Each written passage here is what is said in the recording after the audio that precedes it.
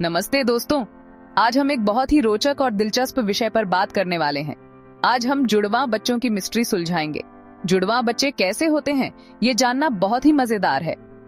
क्या आपको पता है 2 तरह के जुड़वां होते हैं? चलो पता करते हैं। जुड़वां बच्चों के बारे में जानना न केवल विज्ञान के लिए बल्कि हमारे लिए भी बहुत महत्वपूर्ण है। पहली तरह के जुड़वां होते हैं भाई बहन जैसे, यानी डाइज़ाइगोटिक ट्विन्स। ये जुड़वां बच्चे एक ही समय पर पैदा होते हैं, लेकिन उनके जीन अलग अलग होते हैं।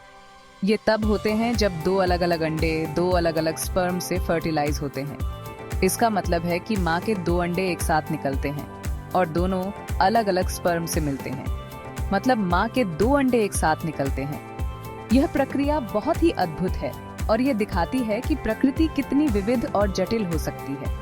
ये जुड़वां अपने जीन में अलग होते हैं और लड़का लड़की भी हो सकते हैं, बिल्कुल दूसरे भाई बहनों की तरह।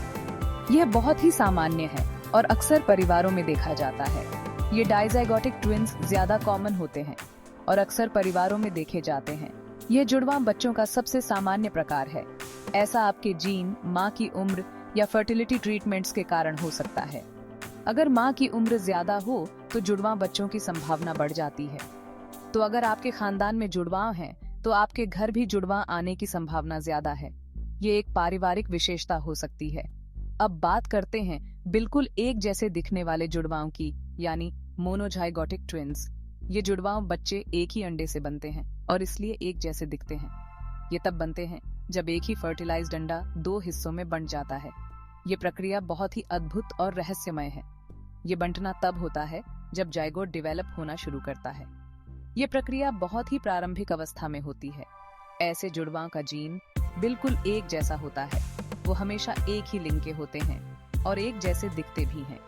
ये बहुत ही रोचक है कि कैसे एक ही अंडा 2 हिस्सों में बंटकर 2 अलग अलग व्यक्तियों में बदल जाता है।